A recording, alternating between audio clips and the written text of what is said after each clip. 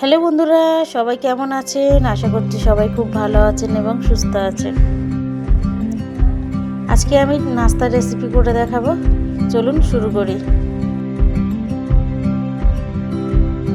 একটা কড়ার মধ্যে কিছুটা তেল নিয়েছি এবং বড় দেখে একটা পেঁয়াজ কুচিয়ে নিয়েছি। সেই তেলের মধ্যে পেঁয়াজটাকে দিয়ে দিলাম।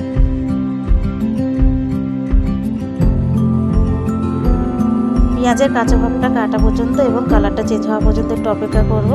তারপরে কুচিয়ে রাখা চিকেনগুলোকেও দিয়ে দেবো। একদম ছোট ছোট করে মিহি করে কুচিয়ে নিয়েছি, আপনারা আপনাদের আন্দাজ মতো কুচিয়ে নেবেন।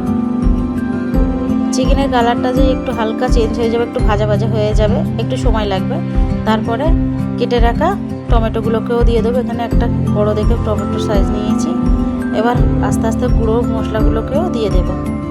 প্রথমে হলুদ গুঁড়ো দিয়েছি, এরপরে একটুখানি লঙ্কার গুঁড়ো, একটু জিরে মরিচের গুঁড়ো ও একটু ধনের গুঁড়ো, সব মশলা একসঙ্গে দিয়ে দেবো।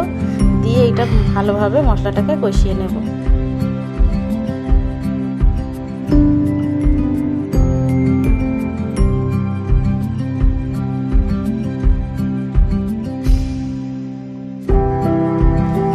এবার 1 চামচের মতো আদা রসুনের পেস্ট দিয়েছি। দিয়ে এটাকে ভালোভাবে মশলাটাকে কষিয়ে নিতে হবে।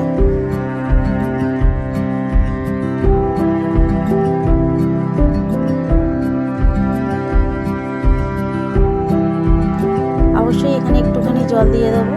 জলটা দিয়ে ভালোভাবে তেল ওঠা পর্যন্ত মশলাটা কষিয়ে নেব।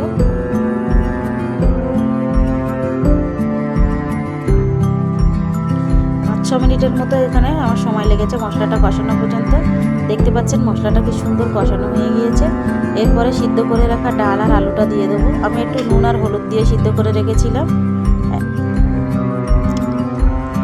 এখানে আপনারা চাইলে শুধু ছোলার ডাল ব্যবহার করতে পারেন, আলুটা স্কিপ করতে পারেন। যাদের আলু খাওয়া ভালো তারা আলু নাও দিলে চলবে, তাতেও খুব সুন্দর হবে। আমি জাস্ট ঝোলটা একটু ঘন হবে বলে সেই জন্য দিয়েছি। আপনারা যে যেমন খাবেন সেই রকমভাবেই ঝোলটা দিয়ে নেবেন। এখানে কিছুটা ধনেপাতা ধুয়ে নিয়ে কুচিয়ে দিয়ে দিচ্ছি, দেখতে পাচ্ছেন।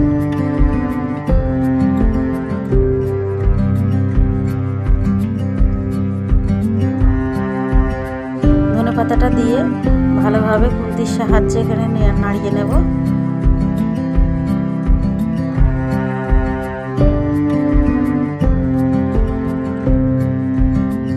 এবারে এইরকম একটা চামচ বা কাঠের কোনো খুন্তি নাকড়ি হলে পারে সেটা দিয়ে আলুগুলোকে একটু এইভাবে গলিয়ে দেব, যাতে ঝোলটা একদম মোটা মতো হয়, পরোটা দিয়ে খেতে ভালো লাগে। দেখতে পাচ্ছেন।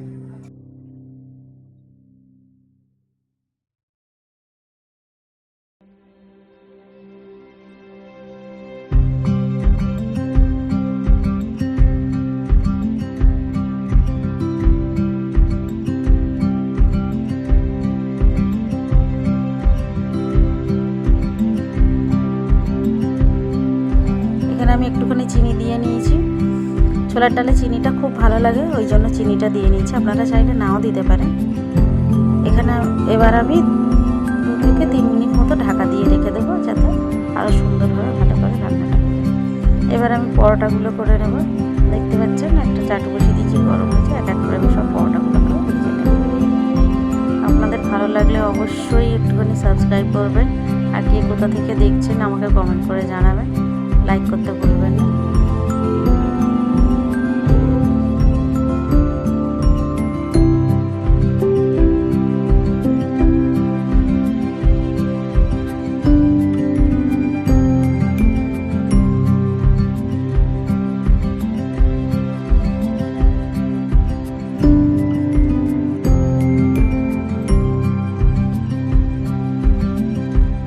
সব পরোটা ভাজা হয়ে গিয়েছে। এবার গরম গরম পরিবেশন করব। ছোলার ডাল পরোটা, পুরি বা রুটি সব কিছু দিয়েই খাওয়া যায়।